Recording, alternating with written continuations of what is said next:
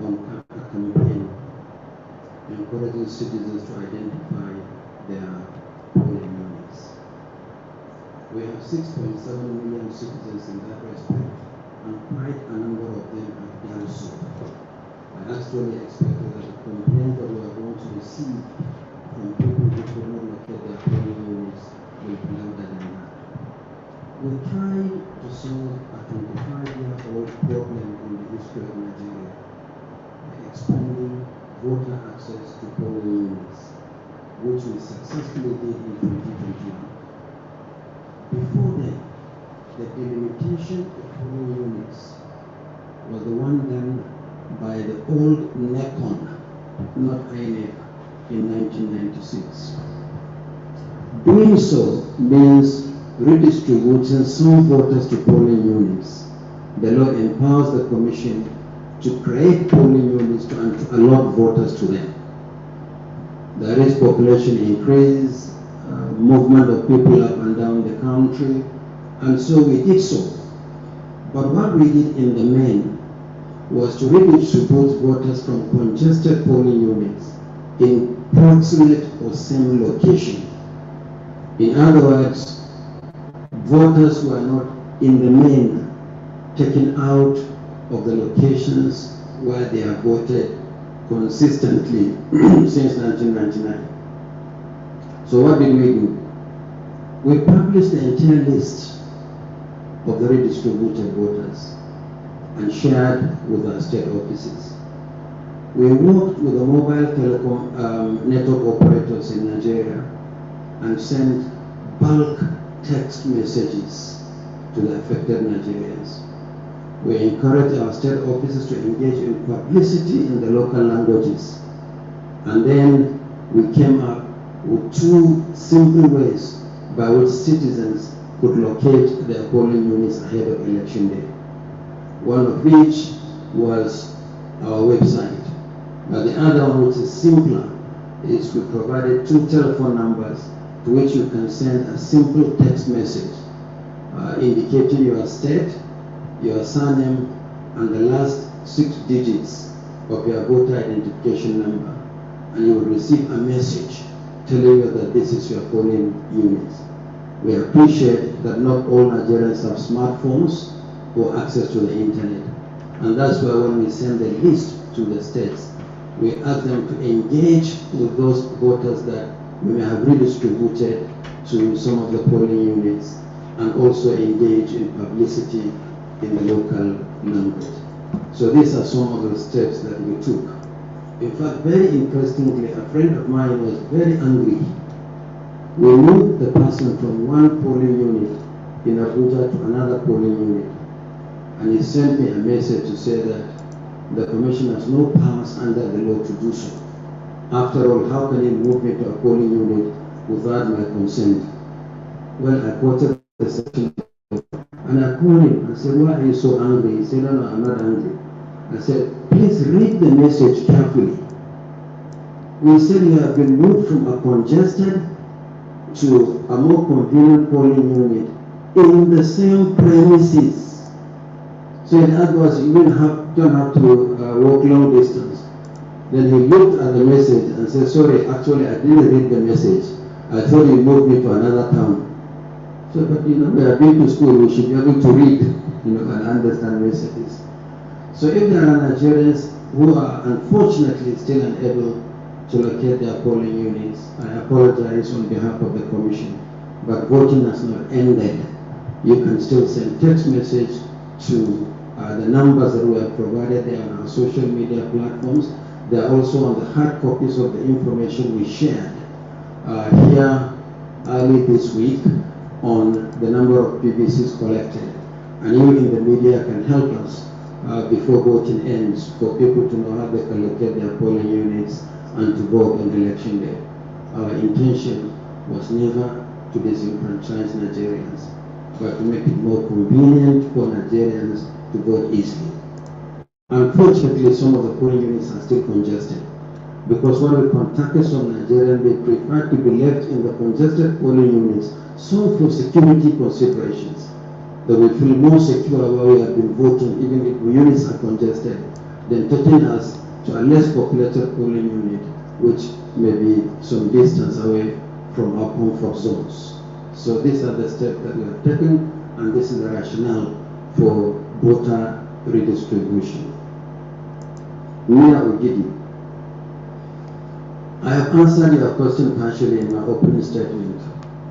I said that no Nigerian will be disenfranchised. Yes, we opened the polling units late, and we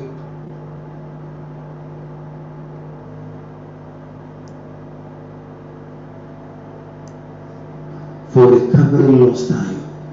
We don't start 8:30 and close 2:30 on the dot.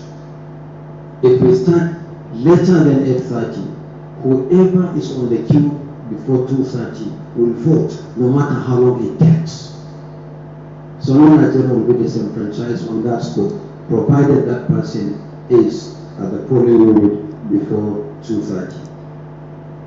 You talked about one of the vice presidential candidates unable to vote in Maiduguri Metropolitan Council. We are following and tracking the challenges we have in two locations in Borno State, the Maiduguri Metropolitan Council and Jiri. So we are tracking that. Voting hasn't ended. We are sure we'll overcome whatever challenges, and every Nigerian will have the opportunity to vote. Then finally, we talked about the attack on some of our officials in Goza. We are tracking that one as well. There are some, should I say, bandits or some insurgents that were firing from the mountain top in Goza, just firing at random. That was what we were tracking before we had to come to brief you. So we continue to track. At 4:30, we should be in a position to give further update on that. I thank you very much. The work continues. See you at 4:30. Thank you, Honorable Chairman. Yeah, so that does it for us here. So we're asked to be back at 4:30 to hear more testimonials from some of the polling units across the country. INEC Chairman, Professor MAHMOOD. Yes, MAHMOOD YAKUBU just briefed us on the recent developments from across the country, and we're expected to return here at 4:30, where we'll get better feelers of what has been ongoing so far. According to what the INEC chairman has said, there has been some positives as well as some negatives. Chidoka, you were listening attentively to what the INEC chairman had to say. He actually admitted that some of those polling units materials for elections actually got to them late, and we expect that some of those polling units will also be given the grace than others who got materials early enough. Thank you very much, Grace. Professor MAHMOOD YAKUBU was very emphatic, that is the INEC chairman, when he was briefing that nobody will be disenfranchised. Despite the fact that some centers witnessed late opening of polling units. And INEC officials, according to him, has been, all of them have been briefed on the ground that they must ensure that all those that have been in the queue before 2:30 must vote. They must exercise their franchise. Let me let you know that this briefing by INEC chairman actually started this week since Tuesday, where he briefed the local and international observers.